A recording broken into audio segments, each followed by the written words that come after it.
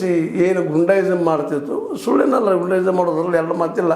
ಅದನ್ನು ಕಂಟ್ರೋಲ್ ಮಾಡೋ ಸಲುವಾಗಿ ಆರ್ಎಸ್ ಏನ ತೊಗೊಂಬಂದ ಸ್ವತಃ ಏನಪ್ಪ ಅಂದ್ರೆ ಮುಂದಿನ 60 ದಿನದವರೆಗೆ ಅಲ್ಲಿ ಏನು ಕಾದಿಲ್ಲ ಅದನ್ನು ನೋಡ್ಕೊಳ್ಳೋಂಥ ವ್ಯವಸ್ಥೆ ಮಾಡ್ಕೊಂಡದ. ಅದೇ ಕಾಲಕ್ಕೆ ಈಗ ಹಿಂದಿನ ಎಪಿಸೋಡಲ್ಲಿ ಹೇಳಿದ್ದೀನಿ ನಿಮಗೆ, ಈ ಸಲ ದೀದಿನ ಸೋಲಿಸಿರ್ತೀವಿ, ನಮ್ಮದು ಕಣ್ಣದ ನಿಮ್ಮೆಲ್ಲ ಅಂತ ಮಾತಾಡಿ ಶಾ ಅವ್ರು ಮಾತಾಡಿದ್ದು, ಮೋದಿಯವ್ರು ಮಾತಾಡಿದ್ದು ಎಲ್ಲನೂ ನೋಡಿದ್ದೀರಿ ದಿನನಿತ್ಯ.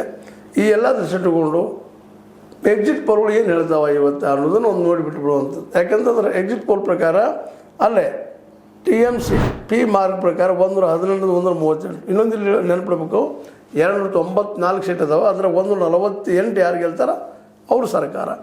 ಇಲ್ಲೇ ಏನಪ್ಪ ಅಂತಂದ್ರೆ ಈ ಎಲ್ಲ ಎಕ್ಸಿಟ್ ಪೋಲ್ಗಳು ಮೊದಲನೇದು P Marq 117 138, Matrize 125 140, People's Pulse 177 187 ಇದೊಂದು ಗೆಲ್ತದ ಅಂತ ಹೇಳಿಗತ್ತದ.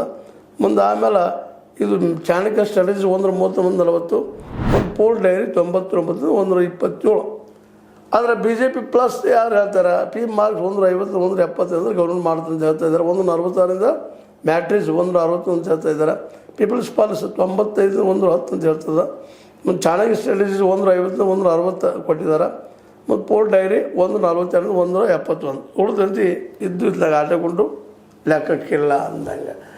ಈ ರೀತಿಯಾಗಿ ಇವೆಲ್ಲ ಮೀಡಿಯಾಗಳು ಅಲ್ಲೇ ಮ್ಯಾಕ್ಸಿಮಮ್ ಈ ಸಲ ಮೋದಿ ಗೆಲ್ತಾರೋ ಅಂತ ಹೇಳಿದ್ರೆ, ಅಲ್ಲಿ ವಾಸ್ತವವಾಗಿ ಈ ಗೋಧಿ ಮೀಡಿಯಾ ಬಿಟ್ಟು ಬೇರೆ ಕೆಲವೊಂದಿಷ್ಟಲ್ಲಿ ಸೋಷಿಯಲ್ ಇನ್ವೆಸ್ಟೆಡ್ ಇದ್ರಾಗಿದ್ದಂಥ ವರ್ಕ್ಗಳು ಮಾಡೋಂಥವು ಅವರಿಲ್ಲ. ಈ ಸಲನೂ